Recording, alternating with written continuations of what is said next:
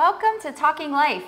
I'm your talk show host, Shanda Miller, and joining us today is our panel, Tommy Miller, Dode Overton, and Larry Fletcher. Today we're going to talk about something that is quite common at home, in the churches, and in your families, or even by yourself. I try to stay positive, but I'm overcome by fear and anxiety. I'm an optimist, but when I turn on the news, I get depressed. So I was reading through some statistics here, and while there is a real depressive disorder, the terrible news that we're seeing every day isn't helping. And statistics state that major depression, the disorder affects 14.8 million Americans, and that's yearly.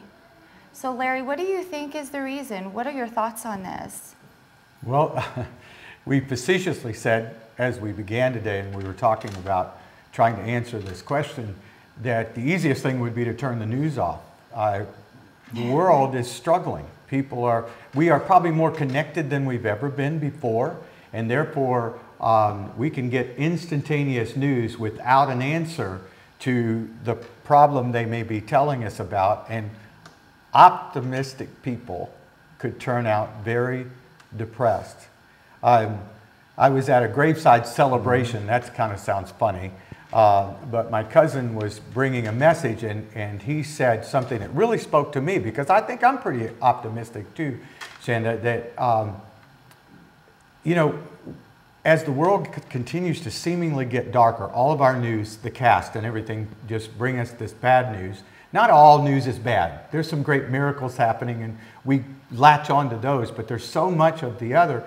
When it gets darker, what you have to believe and what you have to trust is that in the midst of great darkness, the light just gets brighter. Darkness does not dispel light. Light dispels darkness. So we, as optimistic people, have to really turn ourselves toward the light. I know it sounds preacheristic, but isn't it true that if we will just, maybe if we're going to watch the news and we realize this is happening to us, maybe we should watch it in context of what we are devotionalizing with God daily, which I mean reading God's Word every day, bringing light to our darkness. Kind of like to counterbalance it, is what yes, you're saying? Yes, absolutely. I think you have to counterbalance it. Yeah, yeah. I think we watch with prayer. Yeah. As we watch the news, we pray about what's going on, because we're to pray continuously. We know scripturally, all of us that are pastors here, the fear does have torment. And another scripture that I live by is Philippians 4:8. As Christians, as positive people, we have to think on these things that are good and pure and holy and just, things with virtue, Absolutely. things with praise. Yes. And as we do that, then the Word of God tells me that the very God of peace will be upon me. And not only does light dispel darkness, but I believe peace Yes, it does. dispels darkness. And so it's very important in these last days, I believe, that we, as positive people, would excel in our positivity and begin to pray the news, watch and pray, think on these things.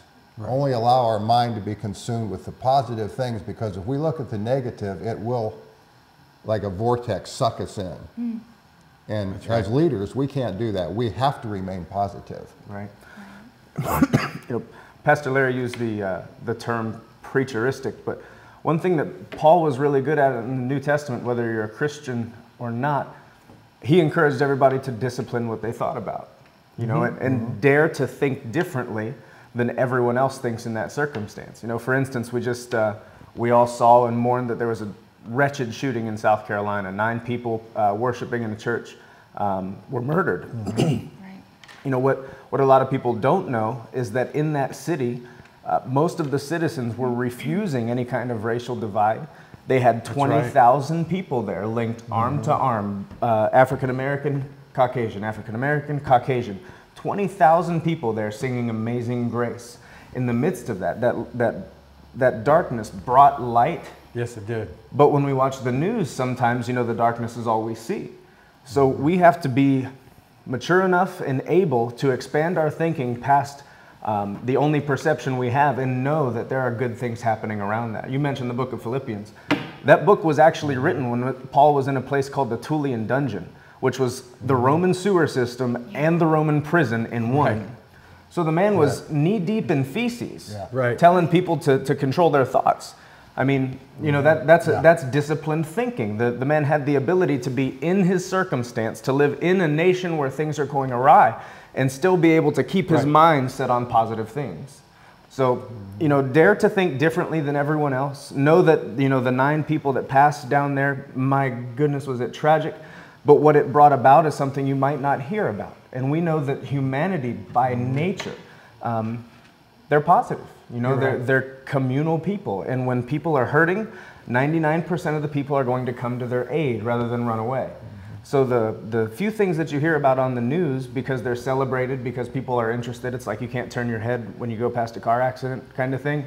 Know that all around that, people are driving safely up and down those roads every day. Exactly. Living and getting to where they're supposed to go. We need to keep a perspective, don't we? Yeah. And in order to keep that perspective, we need to actually, I think you said this before we came on the air, you need to run toward, if we are carrying the light of Christ, we need to run toward the darkness. So going deeper, Shanda, watching the news a little bit longer, finding the back, there is always a back story. Yes. Right.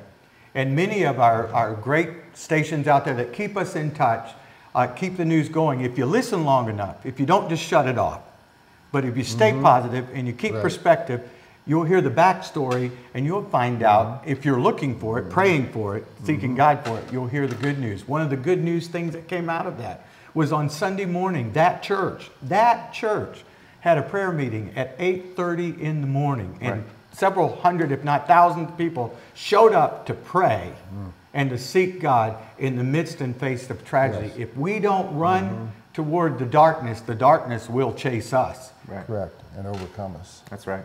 So when, you know, I actually had a conversation with this, that's where this question came from. You know, we're Christian people. You know, we have hope, we have faith, but in the midst of all of these things around us, we have to be able to discipline our thoughts. A lot of people erroneously separate spirituality from psychology, meaning the way you believe versus the way you think. Paul always said, you know, this one thing I do, I forget those things that lie behind. That I'm transformed by the renewing of my mind. Isn't that great? He was good at saying, you know, whatever thoughts you have, take them captive. Are they good? Are they bad? If they're bad, toss them out. So as we you know, move forward, as we watch the news, it's good to just, you know, I hate to say it, but not be influenced by only the negative. To be able to be in and around the negative, but not let that negativity in you, you know, toss it out. Absolutely. And consider what's probably going around down there, and also consider being part of the solution to the problem that you see. Absolutely. Rather than sitting back and cowering in fear. That's right. Perhaps a revelation of we are in the world, Yeah. but Not of it. we're not of the world. Amen. Right. Amen. Yeah, for real. No, that is true. And it is thought-provoking to just sit and when you're in this and watching this, obviously something is bothering your heart. If something's bothering you, it reaches you, tugs at your heartstrings, so to speak. So finding out what we can do to change that, our stinking thinking or our negativity. When we return, we're going to talk a little more on that, how to turn our thoughts towards a positive energy, towards God. We'll be right back with Talking Life.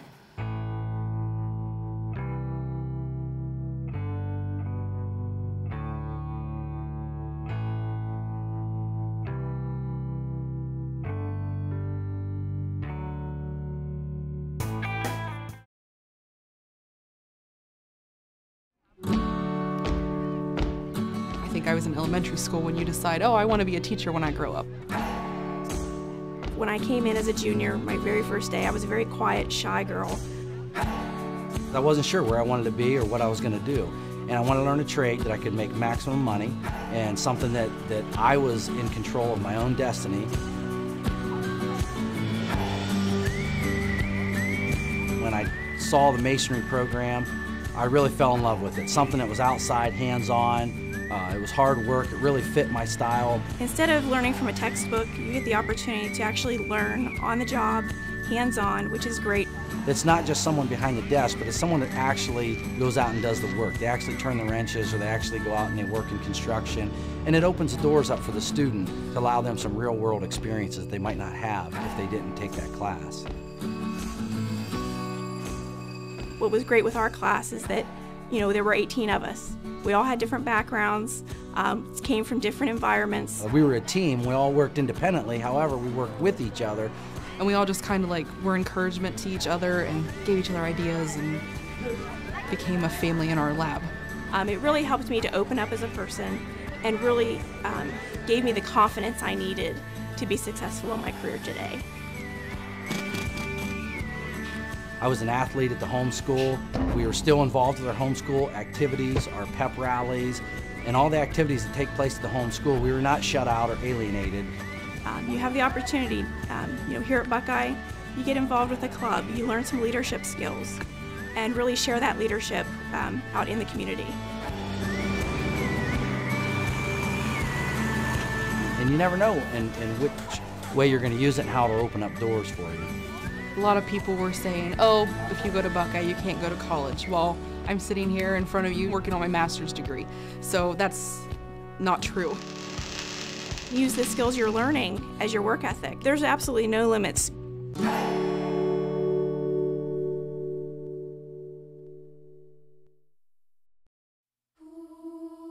Well, I woke up to the sound of silence and cars. We're cutting like knives in a fist fight. And I found you with a tear in your eye, your head in the curtains and heart like the 4th of July. You swore and said, we are not shining stars. This I know, I never said we are. If you're lost and alone, or you're sinking like a stone, carry on. May your past be the sound of your feet upon the ground. Carry on. Carry on, carry on. We are shining stars. Carry on, carry on. We are who we are. Omni Orthopedics comprehensive programs provide early diagnosis and successful treatment for every musculoskeletal problem. With more than 30 years of orthopedic experience, their physicians offer patient-centered treatment for all ages. From evaluation to rehabilitation, your treatment plan is designed around your needs. Omni Orthopedics specializes in sports medicine, the spine, physical medicine and rehabilitation, foot and ankle, and hand surgery. If pain makes activities like climbing stairs, standing or walking a challenge, turn to the home team at Omni Orthopedics. Their mission is to provide you with the highest quality and most advanced orthopedic services so you can get back in the game. Located in the Oxford Medical Arts Building, Omni offers a full-service facility including digital x-ray and physical therapy. So there's no need to travel when quality care is so close to home. Omni Orthopedics, setting the standard in orthopedic care. Government officials, business leaders, volunteers, and much more. You'll hear it all here on TV2 Profiles, exclusively on TV2. Hi, I'm your host, Cheyenne Carroll, and join me as I interview the Tuscarawas Valley's leading women. You can visit WJERTV2.com for show episodes and details.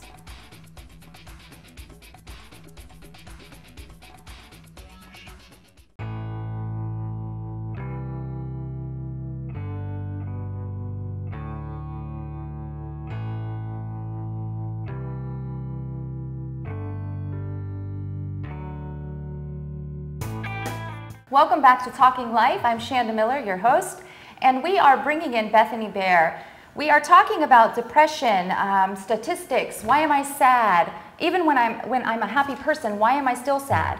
Or even if I have a depressive disorder. There are so many things to cover here. So I want to talk with Bethany and ask her. She's a counselor, so I want to hear the mental side of this. What do we do? How do we get rid of this? Well, Shanda, that's a great question. I think the first thing that I want to do is distinguish between feeling kind of down or feeling kind of negative from dealing with depression. Because I think we would all say, you know, maybe it was watching the news and we heard about something that was going on in the world, or we were talking to a friend and they were going through something really hard. And we feel down and we feel discouraged. There's a difference between that and someone who's struggling with a depression. And I think when someone is really struggling with a depression, like you were talking about, is when it's almost as if their whole thinking has shifted, that it no longer feels like a choice to be positive or to be negative, but rather everything is filtered through this lens of negativity. And it also affects more than just how we think and how we feel. Sometimes when people are really depressed, they don't realize it because instead of feeling down, they might feel really irritable or really angry. They might not really be interested in things that they used to enjoy, or they might just feel like they don't have any energy, appetite changes, sleep issues, all kinds of things. So when someone's really struggling with the depression, it means that they've had at least a solid 2 weeks of their whole functioning just kind of being negatively affected. So depression can really be something that it's not something where you can just make your mind up to think positive and be out of it. That has its place, how we think, but that's not the only answer. I'm glad you said that, because I was thinking that along with what you were just talking about. Some people seem to think it's just a matter of mind over matter. And it's more than that. It's physiology. It may be something going on in your dietary changes and your function of life, and then it may be an issue of family situations that's getting confused with all. You watch TV, you watch the news, and suddenly you're thrown into it because of what you're going through. So how do we manage? How do we take captive, like Paul says, and we talked about earlier? How do you take captive, Bethany, your thoughts without it becoming that kind of mind over matter thing? Yeah. Well, one of the things, Larry, a type of approach that we use in counseling is called cognitive behavioral therapy.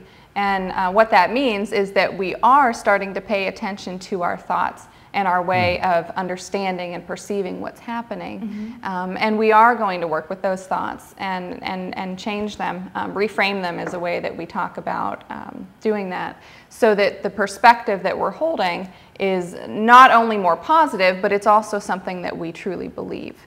You know, we don't want to take someone from thinking, well, I can't talk in front of people because everyone's going to judge me. You know, we don't want to tell that person, well, don't worry, nobody's thinking about whether you're doing a bad job, because they're not going to believe it. You know, the true goal here is to have them be able to believe that is not the case, that negative reality that they're perceiving is not the case. So what can we do? There's obviously a line, because it could lead to families breaking up, suicide, I don't know. It could lead to so many things. I'm sure I'm not even educated a tiny bit on how severe it can be. When that line is crossed, how does a person know when they need to get professional help? Because if you could also tell the viewers where you're from, in case somebody out there needs somebody to call, they can come to you. And after that line, they're not sure what's going to happen next. When do I come to you for help? Sure. Well, like Shanda said before, my name is Bethany Bear. I'm a licensed professional clinical counselor at New Life Counseling in Dover. Typically what we say is that something is a problem when it's starting to interfere with your life. If it's starting to cause problems with your job, if it's starting to cause problems in your relationships, if it's starting to cause problems in your enjoyment and just your overall quality of life, then it's a problem. And what the diagnosis is might vary greatly, but if it's causing you problems, then it's a problem. And so that's one thing I would say, Shanda. So that's where you can definitely help. Yeah. And I know these three gentlemen here are pastors, and on the other side of the spectrum, maybe it's just a negativity in your life. So on the other side, without medication or possibly a chemical imbalance or whatever the diagnosis may be, if it's just a sadness, what do you think professionally can help with that stinking thinking? Is there anything in your professional opinion that can help on that side of the spectrum? If it's something that's more of a sadness as opposed to a deep depression. Well, there's a lot of different approaches that we would take, Shanda, depending on what was going on. Sometimes it's because a person is truly struggling with their identity with themselves. They're dissatisfied, or they don't see themselves as having the worth and value that they truly do. And I think a lot of times that's where you know, our belief system spiritually, the Bible is the greatest tool to helping give somebody a solid sense of worth and identity. So sometimes you start there. Sometimes it has to do with people are not truly pursuing their purpose and their goals and their dreams and desires. And it's okay to acknowledge that doing something different in your life can make a significant change. It's not just how you're thinking about things. You know, we were made to thrive. We were made to have abundant lives. And that means we are goal-oriented. We need to be doing things. We need to be seeing productivity in our lives. You know, there's a lot of basic needs that we all have, and we don't want to ignore the fact that maybe we can make some changes in our lifestyle, in our social groups and what we're involved in, that are going to make a significant difference too. No, I agree. You're right. I believe God wired us in a way that we were to thrive. We are to think positive. We're workers. We're like worker ants. That's our drive. That's what Adam did in the beginning. He enjoyed it. I spoke with a gentleman yesterday, and he was very sad. He actually said, "Don't worry about me. I have some bad wiring." And it broke my heart, because I thought, you know, it's like a mouse getting into something with a lot of wiring. The wiring was fine. Something got inside of that wiring and started eating away at it. And I think that's what happens. God doesn't make mistakes. It's not our wiring, it's our way of thinking after something has been affected by something that's been let in. One of you pastors want to elaborate on that? Maybe what can we do on a spiritual side? What can we do with that? I actually, to segue from what you just said, the whole time you've been speaking, I have that question. Sure. Is it safe to say, well, I guess I should just ask you, that I know a lot of people that think that they are just plagued with depression and they're going to have to live with it until they die. Like, this is just the hand I've been dealt. As far as recovery is concerned, you know, lifestyle changes, counseling, people being around you that are positive, what's the, I don't want to say the recovery rate, but how likely is it that somebody can overcome that and actually get their quality of life back? Yeah, what you're talking about is what we would call the prognosis. You know, what can we expect here as far as an outcome? Typically, the average person, I shouldn't say the average person, but most people who struggle with depression have a very good prognosis with a combination of counseling and sometimes medications. Now, there are factors that affect that. You know, protective factors we call. If you have a good support system, if you have, you know, employment that you enjoy, if you have your basic needs met, that's going to give us a more positive prognosis. It also depends on how frequently and how many times you have struggled with depression. You know, sometimes people will go through a period of depression in their lives, and then they seem to kind of come out of it and everything is better. If that person experiences another time of depression, whether it's triggered by something that happens in their lives, or, you know, job loss, or who knows what it might be, the more time someone struggles with depression, the more likely it seems that it is to come back. At least that's what our research seems to show. But typically, there are good outcomes for people who are getting the right kind of treatment for what they're dealing with. So it's not a wiring issue? You know, that's a tricky question, and I feel kind of underqualified to address it. What I will say is that being taught in education, our training, they would tell us that something like depression is a biopsychosocial problem. Bio means biological. There's something in our genetics that we are predisposed to. Psychological, that means that there's something in the way we're thinking about things that affects whether or not we develop depression. And the social part means something in our interactions, in our support system, that affects whether or not we're likely to develop depression. So I will say that's what I've been taught, but I've also been educated by some pretty prestigious psychiatrists in the field who argue that no, depression doesn't really have a biological indicator, and medication can help you to feel better, but that's not because it's fixing a problem. It's just giving you a more positive feeling. Right. So I can't tell you for sure on that, Tommy. All I know is that we kind of work with each person, and sometimes we have to try the medication to see if it helps, and sometimes it does. Excellent. No, you know, that's interesting. It's kind of like a Band-Aid, almost like just a Band-Aid. Give them a Band-Aid and worry about the boo-boo later. What we're going to do, we're going to come right back here in a few minutes, and we're going to talk about how to be a part of the solution for yourself and for others. We'll be right back with Talking Life.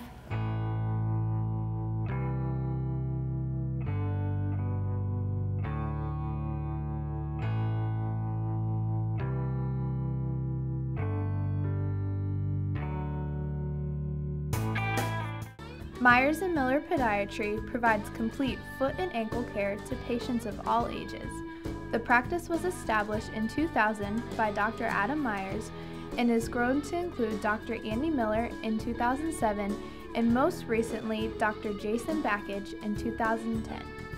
Our core values of respect and honesty are the basis for how we manage our practice, and we have grown by building relationships with our patients in order to better serve their needs. Myers & Miller Podiatry serves Tuscarawas and Holmes County with offices in Dover, Sugar Creek, New Comerstown, and Millersburg. Let's get started building our relationship. Brilliantly practical scientist Harriet Tuttle's search for a more efficient life concluded with an unorthodox solution. Harriet created 4 more Harriets. Together they were a model of efficiency. However, while identical, they had their own interests and their own retirement plans, each customized with a Raymond James financial advisor, allowing them to enjoy life separately and together. Life well planned. See what a Raymond James advisor can do for you. I'm here every day to review patient care and progress notes and also discuss with the therapist, even after hours, what our goals are for the following day. Our patients are able to stay within the community, be close to their family and friends, which is a big part of the rehab process. What you get to see then is the actual progress taking place in a smaller time frame, so it's very visible and very real. It's not just something in the future, you're actually seeing it while it's happening. Union Hospital, quality care close to home.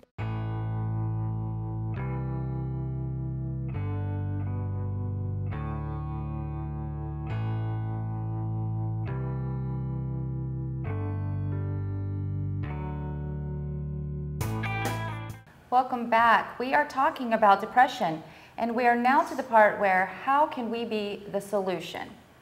Pastor Tommy Miller, how can we be a solution to all of this mess? Sure. I think part of conditioning your thinking, as we've been talking about in the last 2 segments, is realizing that there are a lot more of us than there are of them, essentially.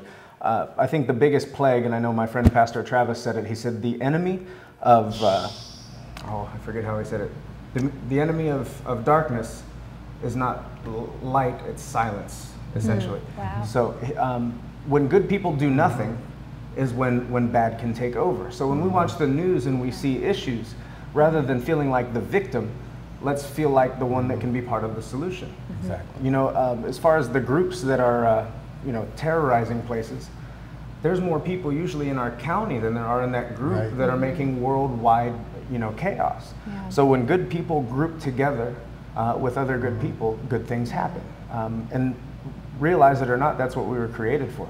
God spoke the world into existence in 6 literal days. He could have taken care of everything by himself, and then he put Adam in the garden and said, hey, take care of that for me. Yeah. So each one of us was born with a specific purpose, and doing what we were made to do is actually one of the things that keeps us from being depressed.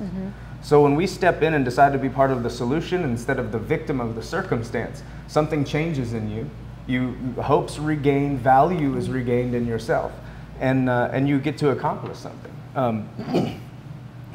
It doesn't always have to be the way it's been. I think that's the worst part of our conditioning, is we've seen good people sit back and do nothing for so long that we just think we're going to continue to lose. So all we have is our interpretation for our hope for the future is what we've seen in the past, and what we've seen in the past isn't very positive. So if we decide to, again, take control of our thoughts, take control of what we can do, and realize that the big problems that we see can really be offset when good people get together and do something about it, change the hearts of people, and Jesus made the statement, if they're not against us, they're for us. Rather than the church secluding itself, go partner with good organizations, give them the manpower, give them the volunteers that they need to help some of those hurting people, help some of the homeless people. That could drive you to a depression every day of the week. So like I said, rather than be the victim, be the victor and step into what you're supposed to do, and get a hold of some of us because we need your help. Absolutely.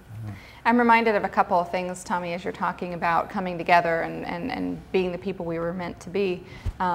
Sometimes what we need to do first, the most effective part can sometimes be being willing to sit in the sadness with somebody else who is struggling. Yeah. You know, don't Just jump in listen. with the platitudes, exactly. Right. Don't jump in with trying to fix the problem, but let them know that it's okay for them to be sad, that's part of their design as well, involves a whole gamut of emotions. And just be willing to be sad with somebody for a minute. Now, I'm not talking about wallowing or, you know, really saying, yeah, the world sucks. I'm talking about bring over the ice cream and a spoon and share for a minute. Right.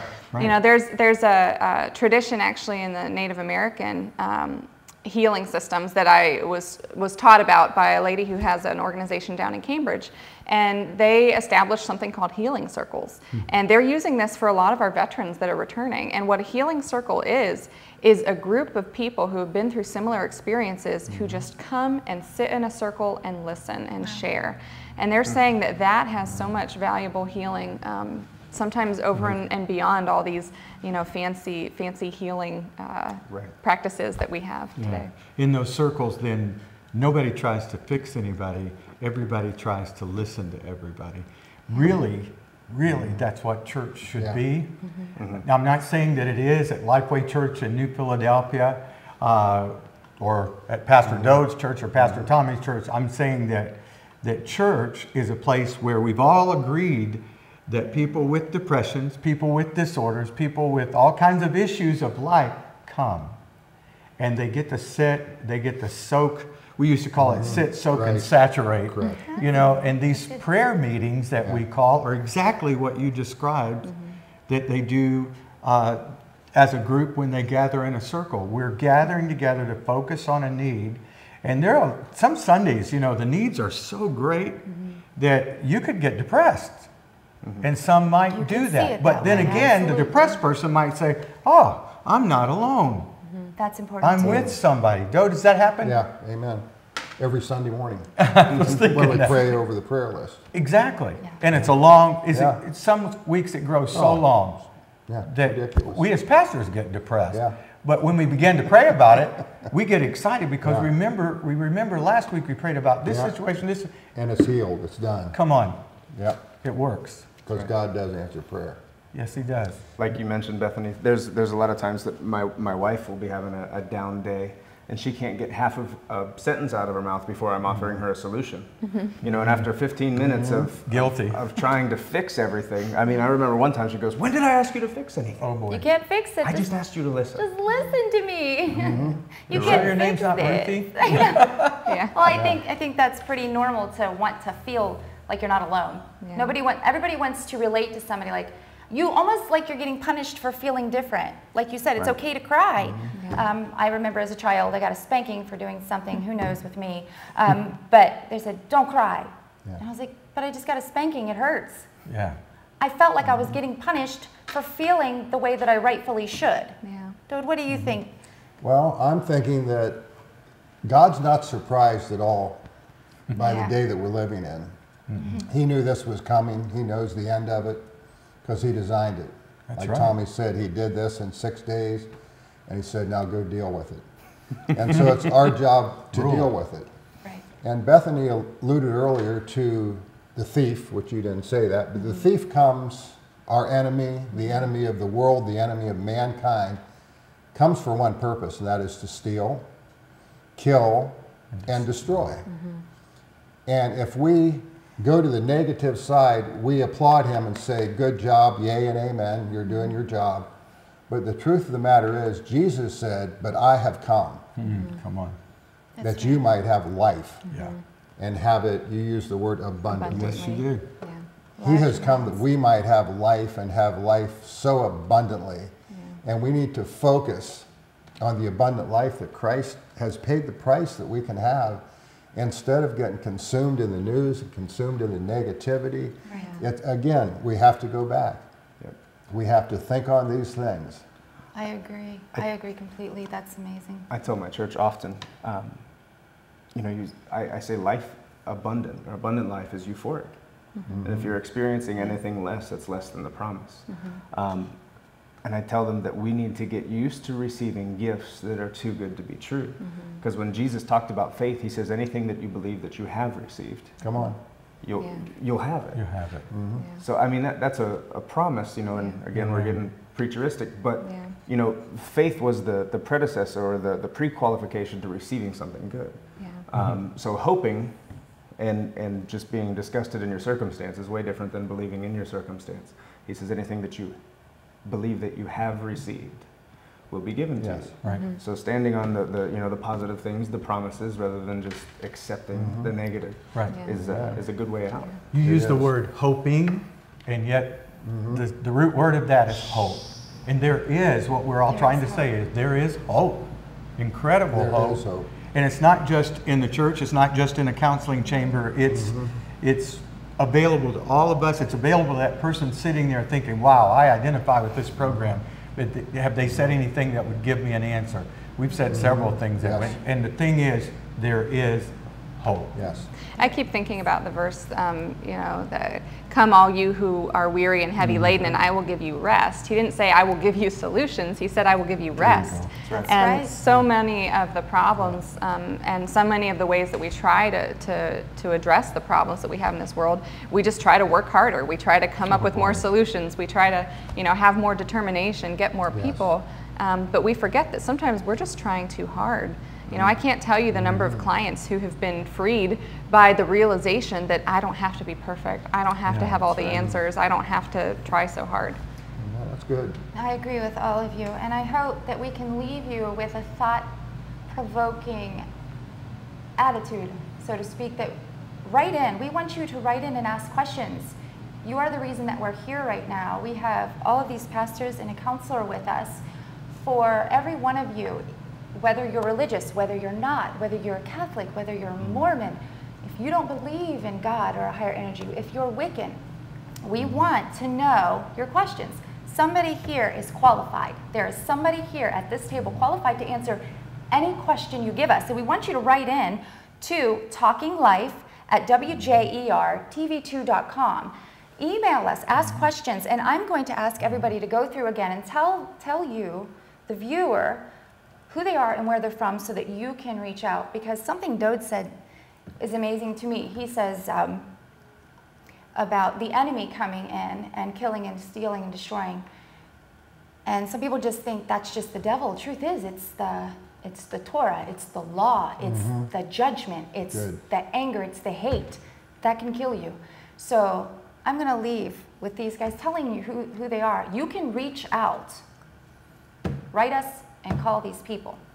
My name is Pastor Tommy. I'm the founder and lead pastor at Legacy Church in New Philadelphia. We meet at Kent State at 10 a.m. on Sundays, and all of our contact information is available at www.legacychurchclm.org.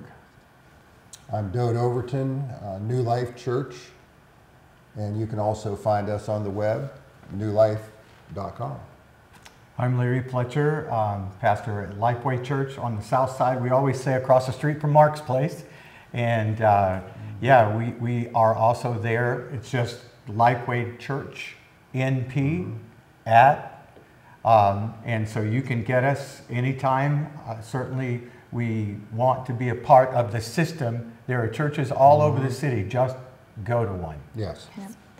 Bethany Bear, counselor at New Life Counseling in Dover. The website, www.newlifedover.com.